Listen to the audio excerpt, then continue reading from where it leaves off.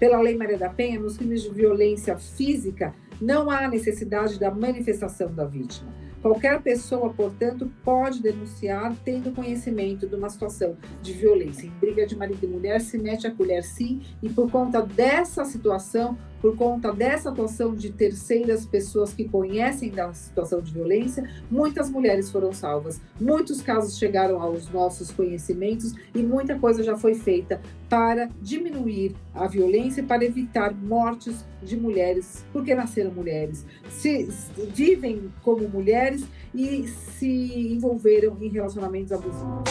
Podvirts. Juntos por um ciclo virtuoso de conteúdo. O seu podcast de novidades promissoras, iniciativas positivas, ações solidárias e entrevistas inspiradoras.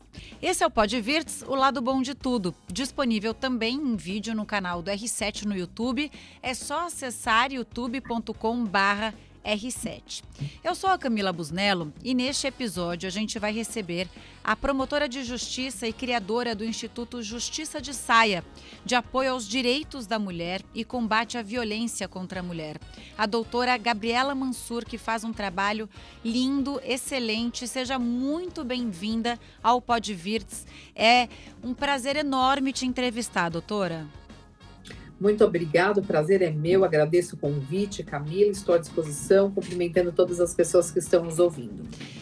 Doutora, o que eu acho mais interessante do teu trabalho é que, como promotora de justiça, você trabalha em projetos que ajudam a proteger tanto a mulher agredida quanto o homem e ajudam a reeducar o homem que é o agressor. É importante fazer esse trabalho nas duas frentes. Quer dizer, reeducar o homem agressor, a gente fala muito pouco sobre isso, né? Também ajuda a proteger mais mulheres? Sim, na verdade, não é uma proteção aos homens, nem um perdão, nem uma substituição de pena em caso de condenação. É uma medida de proteção às mulheres. A partir do momento que você tem uma violência contra a mulher, um ato de violência contra a mulher, a tendência, se não há a interferência do Estado na proteção e na conscientização dessa situação grave, nessa reflexão do homem, a via de regra, esses atos, eles tendem a evoluir numa escalada de violência. Então começa com um xingamento, depois evolui para uma ameaça, depois uma agressão física, muita violência psicológica, a ponto de deixar essa mulher totalmente desamparada, isolada, com baixa autoestima e sem forças para reação. E cada vez mais o homem vai dominando essa situação com controle, com posse e acabando cada vez mais agindo de forma violenta, podendo terminar inclusive num feminicídio. É importante que haja esse trabalho de ressocialização do agressor, quando ocorrem as primeiras violências, na denúncia, quando a mulher faz esse pedido de protetiva, para que ele não continue nessa violência, para que a mulher possa, de fato, ter a medida protetiva e ele cumpra essa medida protetiva, sem o descumprimento, com a proteção dela, o encaminhamento dela para as políticas públicas necessárias para que ela se fortaleça, mas também temos que olhar para o outro lado, fazendo um trabalho com ele de fato, ressocialização, é uma nova educação. Muitas vezes esses atos de violência estão enraizados, ele aprendeu desta forma e ele está repetindo esse comportamento aprendido. É preciso que alguém fale, isso é crime, se você continuar, você pode cometer crimes ainda mais graves em prejuízo a você e, obviamente, a mulher que está em situação de violência. Eu quero falar ainda nesse ponto do papel do homem, porque ele é o vilão da história, né? A gente não deve nunca fazer um julgamento, mas num relacionamento abusivo, o lado mais fraco realmente é o da mulher. Então a gente pode colocar o homem, sim, como o vilão dessa história. E quando eu li isso, né, que tinha uma reeducação do homem, eu falei, poxa, então tem como o homem se reeducar e não voltar a repetir a tratar uma mulher daquela forma e não voltar a matar? Porque a gente fala, muitas vezes a gente vê que o homem que agride fala, não, foi com ela me tirou do sério, ela mereceu, ela me provocou, ela fez por merecer. E você vê que é uma coisa que vem de uma educação por parte do homem, né? Uma falta de amor também vem de uma desestrutura. E aí minha pergunta é, então essas pessoas, elas podem ter um novo começo? Elas podem não fazer isso de novo? Olha, o resultado é muito positivo. De todos os casos que nós fizemos esse trabalho de ressocialização do autor de violência, nós tivemos uma diminuição, uma queda da reincidência de 65% para 2%. 63% dos homens não voltaram a reincidir. 63% dos homens que foram para os projetos de ressocialização do agressor se conscientizaram, refletiram, se arrependeram e transformaram os seus comportamentos de forma a evitar que aquela violência evoluísse na escalada da violência, terminando em atos mais graves, inclusive no feminicídio, como eu te disse.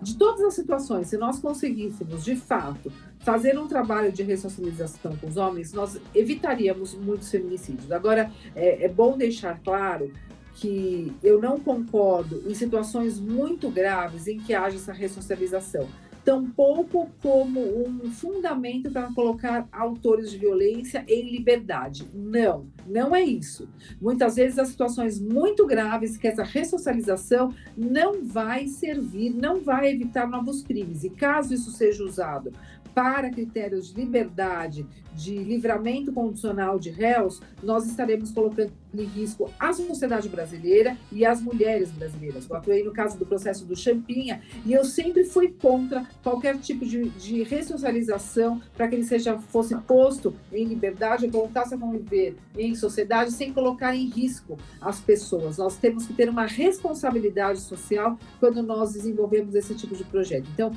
há situações específicas que funcionam sim a ressocialização do agressor. Aqui no Podvirts, a gente tem essa coisa de olhar as situações por um lado positivo, né? E nesse trabalho que você faz, eu achei muito interessante ter uma saída para não precisa ser uma regra, mas ter uma saída para uma parte desses homens que acabam se tornando agressores e fazendo tão mal para muitas mulheres por aí. Essas mulheres, é importante que a gente diga, hoje são protegidas por uma lei muito importante, né, que é a Lei Maria da Penha. A Maria da Penha foi uma mulher que sofreu muito violência doméstica e por ela se fez essa lei onde as mulheres hoje elas têm como denunciar, porque isso até um pouco tempo atrás a gente não tinha como. Então essa lei está aí para ser usada, né, doutora? Eu queria que você falasse um pouco da importância da Lei Maria da Penha e quais são os artifícios hoje que uma mulher tem para sair de uma situação difícil como essa, já que a mulher está sofrendo, como você disse, abusos psicológicos, abusos físicos, e isso a gente precisa dizer aqui também, não precisa ser só abuso físico, né? Uma coisa que o outro consiga enxergar, não, pode ser psicológico. Ao ver alguém próximo a você muito triste dentro de uma relação, a gente pode sim acender um sinal de alerta e falar, opa, tem alguma coisa ali que não tá legal com a minha amiga, com a minha irmã, com a minha mãe, sei lá. Então acho que a gente é um bom parâmetro também, né? Alguém que ame a pessoa que está ao lado, então a gente pode também ficar bem esperta e servir de parâmetro também. Mas eu queria que você falasse um pouco mais sobre as ferramentas que a gente tem hoje para a gente se proteger, doutora.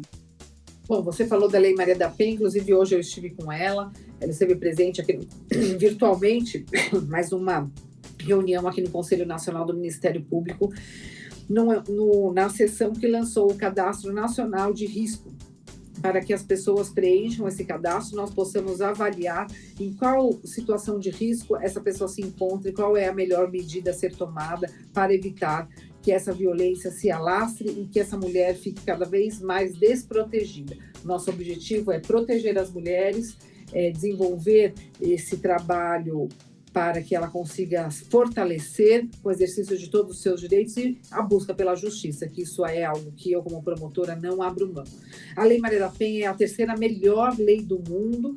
Nós temos vários instrumentos na Lei Maria da Penha, vários institutos jurídicos de ponta, de excelência, que podem, de fato, tirar a mulher da violência. O que acontece é que nós temos pouca efetividade da lei no Brasil por conta ainda da naturalização da violência contra a mulher, da falta de investimento público e privado, da conscientização das autoridades e também do julgamento social, que ainda justifica a violência, relativiza a violência contra a mulher, culpa as mulheres em situação de violência e acha que é tudo mimimi. Enquanto nós não mudarmos a cabeça da sociedade brasileira, não adianta termos a melhor lei do mundo, nós não vamos conseguir aplicá-la.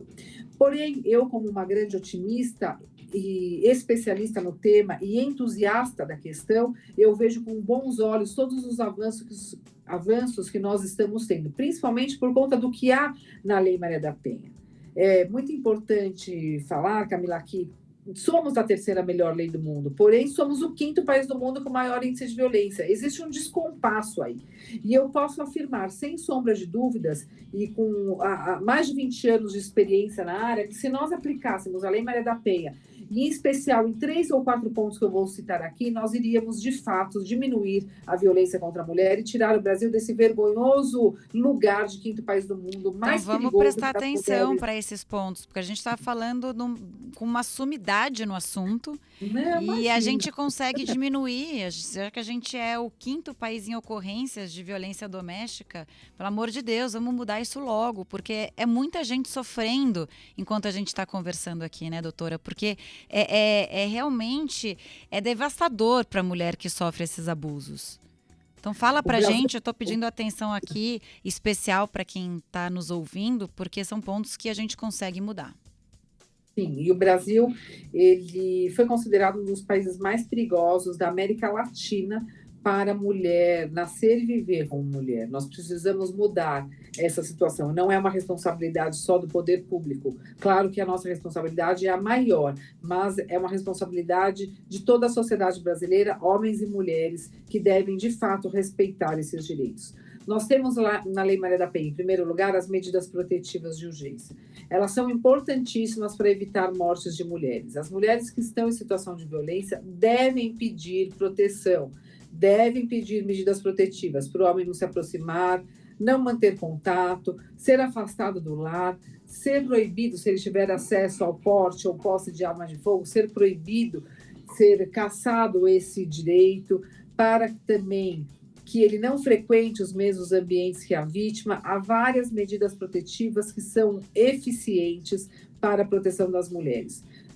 Sempre divulgado que as mulheres, ela morreu com a protetiva na mão, ela tinha medida protetiva e mesmo assim sofreu violência. Esses são divulgados. Mas há também tudo que a gente vê no sistema de justiça, no Ministério Público, quantas mulheres têm medidas protetivas deferidas, medidas protetivas para que elas consigam ficar mais seguras em situação de violência, e essas medidas são respeitadas pelos homens. Por quê? Porque se eles descumprem, não tem jeito, é prisão, e eles sabem disso. E o perfil desses homens agressores de mulheres é aquele que não quer ser descoberto, é o homem maravilhoso, sedutor social, que todo mundo acha o máximo, mas que dentro de casa ele tira a máscara e comete violência. Ele não quer mostrar a fragilidade dele, então ele não quer jamais ser acusado de violência doméstica, que as pessoas saibam, então ele não vai dar motivo para prisão, via de regra, sempre via de regra. Então é importantíssimo o pedido de ajuda das medidas protetivas e, por outro lado, por parte do poder público, a fiscalização dessas protetivas,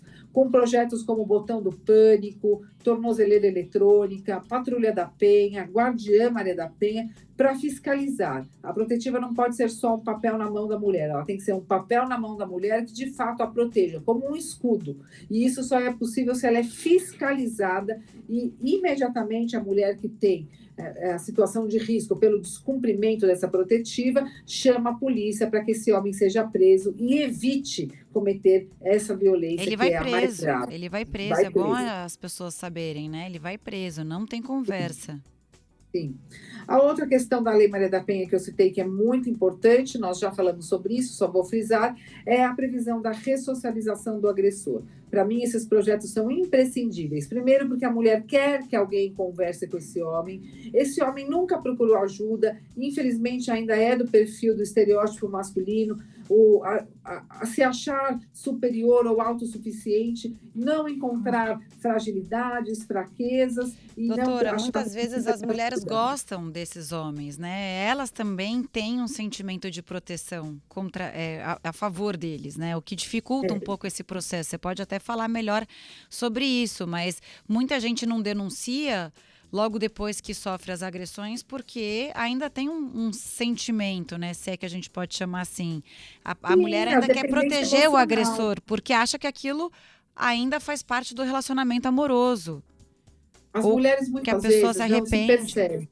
Uhum. As mulheres muitas vezes não se percebem vítimas, porque quem comete essa violência não é uma pessoa que ela desconhece. Não é uma pessoa qualquer, é alguém com quem ela tem uma relação íntima de afeto, ou namorado, ou marido, muitas vezes pai, muitas vezes pessoas que elas têm vínculos afetivos. Então, há uma dependência, muitas vezes, psicológica, emocional, e ela sempre acredita que ela vai transformar o agressor, que ele vai mudar o comportamento, ou às vezes tem uma dependência econômica, vergonha, medo de ficar sozinha com filhos, quando ela é casada e tem filhos. Agora, o que a gente não pode falar, só para, Camila, que você fez uma colocação, só para não dar um duplo sentido. A gente não pode falar que é culpa das mulheres porque elas escolheram esses homens. Não é isso. A questão é, elas não percebem, elas não se percebem como vítimas, e muitas vezes essas mulheres também vêm de lares agressivos, de lares violentos, que elas conviveram com situação de violência contra a mulher, então é como se a nota de corte delas fosse baixa.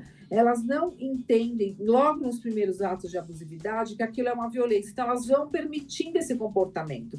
Para elas é como se fosse algo aceitável e normal, e quando elas se veem, elas acabam estando numa situação mais grave. Não é que a mulher tem dedo podre e sempre acha um cara ruim, não, é porque o padrão de comportamento masculino para ela é o comportamento machista, agressivo, que a coloca em situação de inferioridade, em que ele exacerba nos ciúmes com um sentimento de posse, de controle. Talvez ela ache isso normal, só que não é normal. E isso acaba impedindo essa mulher de ser quem ela quer ser e desenvolver os seus próprios direitos.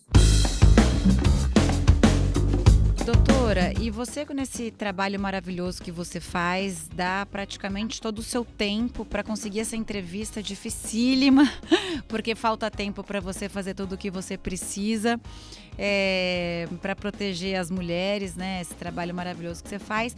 Você começou com um blog, a Justiça de Saia, e depois você que virou um instituto, você me corrige se eu estiver errada, tá?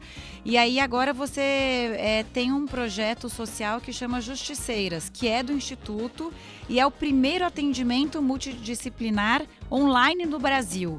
Surgiu com a pandemia, eu queria que você me explicasse como funciona isso e como auxilia ainda mais esse trabalho que você já faz em proteger as mulheres. Vamos por parte. Obviamente que eu criei sim um blog, mas antes de criar blog, eu sou promotora de justiça já há 18 anos e trabalho no combate à violência contra a mulher. Então não me agradeça pelo trabalho que eu faço, é minha obrigação, é a profissão que eu escolhi e é o meu comprometimento com a sociedade brasileira. O meu trabalho é esse, é a defesa dos direitos das mulheres e, como promotora de justiça, atuar na promoção da justiça frente a casos gravíssimos de violência contra a mulher e também no desenvolvimento de políticas públicas, precisamos projetos de leis. De mais doutoras Gabrielas por aí, que trabalhem com tanto afinco, né? Esse é o meu trabalho como promotora. Só que, Camila, nós precisamos pensar fora da nossa redoma de vida. Nós precisamos, quando exercemos esses cargos públicos, ficar mais próximo da sociedade para ver de fato o que a gente pode fazer para mudar a vida daquela comunidade, daquelas pessoas, transformar a realidade que uma pessoa que está numa situação de violência se encontra. Como que nós podemos fazer? Então, eu passei a verificar quais instrumentos eu tinha à minha disposição para fazer um trabalho com mais impacto, com maior visibilidade, de conscientização, de aproximação do Ministério Público da sociedade. E aí, à época, eu lembro que eu estava de licença maternidade do meu filho Arthur, meu último filho, e eu via a questão de blog de maternidade, eu via bastante, eu falei, gente, eu vou criar um blog para os direitos das mulheres. Aí eu criei um site, comecei a falar de empoderamento, da necessidade da mulher trabalhar, que era importante também a mulher se sentir bem no trabalho. Misturei um pouco de moda, qualidade de vida, maternidade, e comecei a falar sobre direitos das mulheres. Foi inovador, porque eu trouxe muita informação, eu gosto de trabalhar com casos positivos, coisas que dão certo. Então, mostrei situações de mulheres que conseguiam sair da violência, decisões judiciais favoráveis às mulheres, as leis, passar informação. E a partir disso, esse blog foi crescendo, foi se transformando numa plataforma, fomos desenvolvendo vários projetos, como o Tempo de Despertar, que é a ressocialização do agressor, o projeto Tem Saída, que é encaminhamento das mulheres no mercado de trabalho, fiz projetos com corrida, que é o Corrida pelas Mulheres, Movimento pelas Mulheres, que eu gosto de correr, fazer esporte, acho isso Vou também chegar lá empodera. também, eu acho bom, né, que você tem uma frase que você fala, bom, se eu gosto de correr, que você gosta de fazer esporte, por que elas não vão gostar? Faz bem para a autoestima de qualquer pessoa. Então, a pessoa que tá lá, né, que foi completamente esvaziada pelo companheiro ou por alguém da família, como a gente já disse aqui, né, que estabelece um vínculo amoroso. E aí a pessoa começa a fazer esporte, começa a se cuidar e ela consegue restabelecer a própria vida, né? Começa a se olhar como um indivíduo forte de novo, né? Começa a restabelecer a vida como um todo. Você disse aí que gosta de ver e ter um olhar positivo desses casos. Você tem alguma história bonita para contar pra gente, para inspirar outras mulheres que vão nos ouvir e que de repente elas não percebam que não precisa de tanto para de repente conseguir mudar a vida? Às vezes clamar ali por ajuda já é o começo que elas precisam? Bom, só para eu terminar aqui, esses projetos que a gente começou a desenvolver, esse blog virou uma plataforma com vários projetos desenvolvidos, com impacto, com sucesso, redes sociais. Da plataforma, nós desenvolvemos o Instituto, que foi um conjunto de pessoas que sempre estiveram ao meu lado para me apoiar nos projetos, para trabalhar para essas vítimas voluntariamente, para atender as mulheres em situação de violência.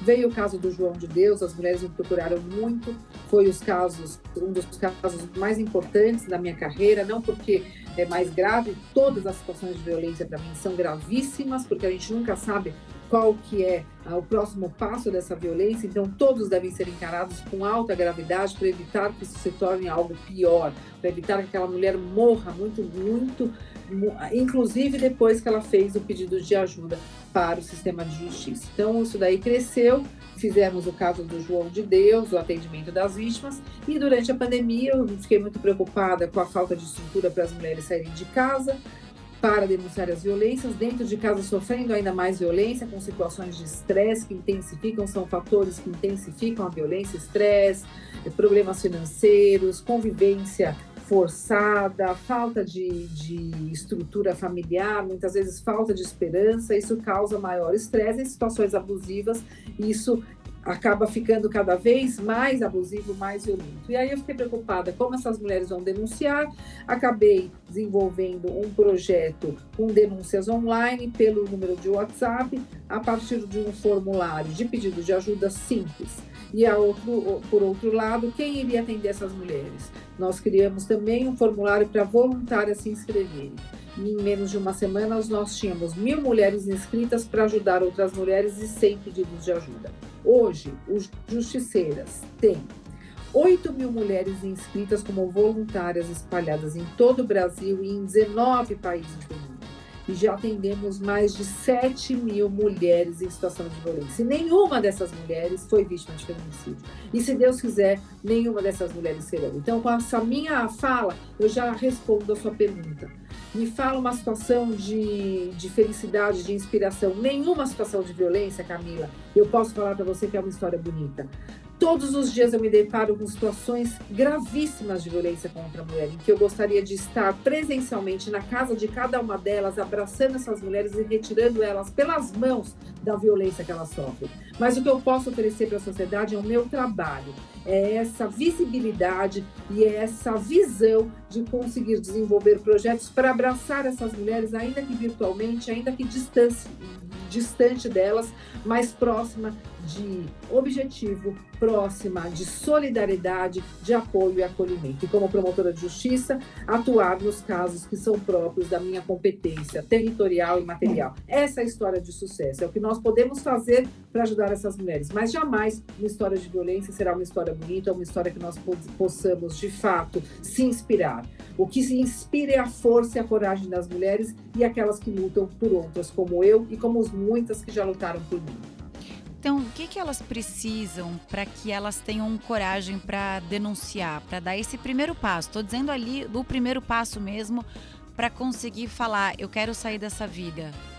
Eu acho que não sei, você tem mais experiência do que qualquer pessoa para dizer, mas para realmente, porque não é uma falta de vontade, né? A vontade está ali, é falta de coragem mesmo. Então, o que faz ela ter essa coragem? É ter esses meios para conseguir fazer a denúncia? É ter essa coragem de confrontar o agressor sem que ele saiba? Na verdade, não é confrontar. Eu acredito que é o amor próprio. A mulher, ela tem que gostar mais dela do que de qualquer outra pessoa. E quando ela tem autoestima e amor próprio, isso é uma construção, fazendo coisas que ela gosta, não se isolando dos amigos, da família, trabalhando, estudando, tendo seus hobbies, tendo sua vida própria, não entregando sua vida e seus sonhos na mão de outras pessoas. Você pode compartilhar, você pode agregar, você pode somar, mas não viver a sua vida em função de outra pessoa. Então, quando ela tem um amor próprio, ela percebe as situações de abusividade, ela percebe a violação aos seus direitos, ela não permite que isso aconteça. Então, ou ela rompe esse relacionamento antes que isso se torne uma violência, ou quando já está numa situação de violência, ela denuncia esse agressor. Existem vários fatores, principalmente quando tem canais de denúncia, como Justiceiras, ou outros também canais de denúncias e projetos que geram uma credibilidade para essa vítima. Ela confia naquela pessoa que ela está denunciando,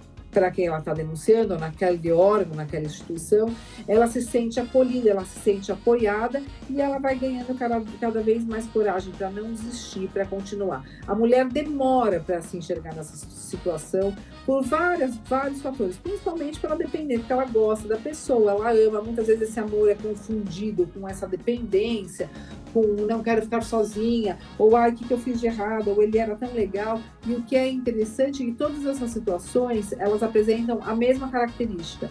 São situações que alternam rapidamente momentos de muita felicidade com momentos de abusividade, de agressividade, de ofensa. Então isso confunde a cabeça da mulher, ela acha que ela é culpada ou ela é exagerada e acaba dando chance. Quando ela vai ver, ela já está destruída na sua autoestima. Por isso que elas demoram muito para sair. É a autoestima, é o amor próprio que está muito abalado. Então ela não consegue mais se enxergar. Ela vai deixando. Só que tem um dia que ela acorda. Ou quando ela leva um tapa, que é a dor física, ou quando ela adoece. Adoece nos seus sonhos, na sua alma, uma doença física, uma doença psíquica ou social. E aí ela começa a buscar ajuda, grupos de apoio, amigos, família e também as redes de acolhimento, os canais de denúncia. Doutora, é importante ter coragem, estar sempre ouvindo, se inspirando em histórias de mulheres que conseguiram reagir, ler sobre violência doméstica, se identificar e agir, se for o caso, para que você não seja a próxima vítima. É o que eu peço para as mulheres brasileiras. O papel delas também é importante. Perceber sempre, ficar sempre atenta aos sinais de um relacionamento abusivo e gostar mais delas do que de qualquer pessoa. Uma vez eu fiz uma entrevista, né, que eu não me lembro exatamente com quem era, mas era da área. E aí ela me disse que aquela máxima de numa briga de marido e mulher não se mete a colher. Ela falou, não, isso é completamente errado. Tem que se meter sim. Se você perceber que alguém está num relacionamento abusivo, de repente fazer uma denúncia. Acho que dá inclusive para fazer uma denúncia de forma anônima ao Ministério Público. A senhora é a favor ou é contra a pessoa, uma terceira pessoa se meter nisso? Ou não necessariamente a vítima precise denunciar o agressor? Não, eu sou totalmente a favor, óbvio. Qualquer pessoa que conhece a situação de violência tem obrigação, como cidadania, direito de cidadania e dever de cidadania, denunciar a violência. Pode evitar uma morte. É, Então, a assim, gente não tem essa cultura de falar, não, você falar, não, eu vou respeitar o desejo da pessoa, não tem mais não isso. vou denunciar, não, mas não, tem que denunciar sim, você tem conhecimento de que a pessoa está sofrendo, então, abusos psicológicos ou físicos, denuncie também. Dá para fazer por esses mesmos canais, doutora? Dá para fazer por esses mesmos canais, e a própria Lei Maria da Penha, ela já prevê essa possibilidade quando ela retira a figura da representação, que significa manifestação de vontade da vítima para falar se quer ou não que ele seja processado, que o autor dos fatos seja processado. Pela Lei Maria da Penha, nos crimes de violência física, não há necessidade da manifestação da vítima. Qualquer pessoa, portanto, pode denunciar tendo conhecimento de uma situação de violência. Em briga de marido e mulher, se mete a colher sim, e por conta dessa situação, por conta dessa atuação de terceiras pessoas que conhecem da situação de violência, muitas mulheres foram salvas, muitos casos chegaram aos nossos conhecimentos e muita coisa já foi feita para diminuir a violência e para evitar mortes de mulheres, porque nasceram mulheres, se vivem como mulheres e se envolveram em relacionamentos abusivos. É mais comum do que a gente imagina, né? Se a gente parar para pensar em quem a gente conhece, que é alguém que já se envolveu em algum relacionamento abusivo, eu posso te dizer aqui facilmente 3 pessoas próximas a mim que já. Eu acho que é assim com você, assim com qualquer pessoa, né? O briga que a gente presencia na rua, que às vezes dá vontade de denunciar. Então, assim, é muito comum e a gente tem que ficar muito atento a isso. Agora, teve uma mudança recentemente. Antes, prescrevia a pessoa que era ou ia fazer uma denúncia, ela tinha um tempo para fazer um boletim de ocorrência. Hoje, esse tempo ainda é importante para fazer a denúncia ou não? Eu sofri um relacionamento abusivo há 3, 4 anos, eu posso fazer a denúncia quando eu estiver fortalecida? Ou tem que ser logo depois ou durante esse relacionamento abusivo? Depende, Camila, depende. Cada crime tem um prazo prescricional e cada crime tem uma natureza da ação. A violência física não exige esse prazo. Você pode fazer dentro do prazo prescricional. Antes, precisava do prazo de 6 meses para a vítima falar, eu quero que ele seja processado. Hoje em dia, nos crimes de lesão corporal, não existe mais essa figura da representação. Existe o prazo prescricional, que neste caso é de 8 anos. Até 8 anos da data dos fatos, você pode fazer a denúncia. Mas as mulheres acabam fazendo um pouco antes nos casos de lesão corporal. Até porque são crimes que deixam marcas, via de regra, e essas marcas são comprovadas por fotografia, por laudo pericial. Agora, os crimes de ameaça, exige-se ainda a figura da representação. Então, são 6 meses a partir da data dos fatos, sob pena de decadência. É como se o direito perecesse. Não existe mais o direito se durante 6 meses ela não falar, eu quero que ele seja processado. Já nos crimes sexuais, até 2018, também em alguns casos havia essa figura da representação, 6 meses após a data dos fatos. E muitos casos ficavam em situação de impunidade, porque as mulheres demoram nos crimes sexuais para terem coragem, romperem a vergonha, o medo de represália, o silêncio, o próprio sentimento de culpa, para que elas conseguissem denunciar. Esse prazo de 6 meses era exíguo. Com a lei de 2018, de setembro de 2018, que é a lei da importunação sexual, houve a modificação. Todos os crimes sexuais atualmente dispensam representação. Então, o prazo é prescricional. E os prazos são altos, porque a prescrição ela é calculada com a quantidade de pena máxima atribuída a um crime, prevista, combinada ao crime específico. Portanto, o prazo de 6 meses nos crimes sexuais não existe mais, apenas o prazo prescricional. Dá tempo para essas mulheres fazerem suas denúncias e levarem os fatos ao conhecimento das autoridades competentes, não só para o sentimento de justiça delas, como também para evitar que outras mulheres sofram o mesmo tipo de violência, porque os predadores sexuais não cometem violência contra uma vítima só. Eles agem do mesmo modus operandi e tem mais de 1, 2, 3, 4, 5 vítimas. É o comportamento padrão dele, que deve ser evitado para evitar também novas vítimas de crimes graves que causam sequelas irreparáveis e que, infelizmente, convivem para sempre com as mulheres que foram abusadas sexualmente. Doutora, aqui no Pode Virtus, a gente tem uma tradição de encerrar sempre do mesmo jeito, né? Que é o entrevistado definir o futuro em uma palavra e explicar por quê. Se você fosse definir o futuro numa palavra, qual seria essa palavra? Mulheres. Mulheres? Eu vou perguntar por quê, só quero que você explique. Porque elas estão dominando o mundo e elas merecem ser respeitadas. Boa, doutora. E porque eu sou mulher, esse é o meu maior poder. Você é poderosíssima. E você também, que é o nome também. Da minha filha, linda, maravilhosa. Nós todas somos. Obrigada pela entrevista e pelo seu tempo. Até a próxima, obrigada, doutora. Eu que agradeço. Fiquem com Deus, com saúde. Muito obrigada pelo convite. Contem comigo como promotora, como mulher, como cidadã brasileira. E denunciem a violência contra a mulher. Nenhuma mulher merece violência. Estamos juntas nessa luta. É onde ela quiser, mas se ela sofrer violência, ela não vai para lugar nenhum. Saiam da violência. Boa, doutora. Obrigada pela entrevista. Tchau, beijo. Tchau. Beijo tchau, grande. Tchau.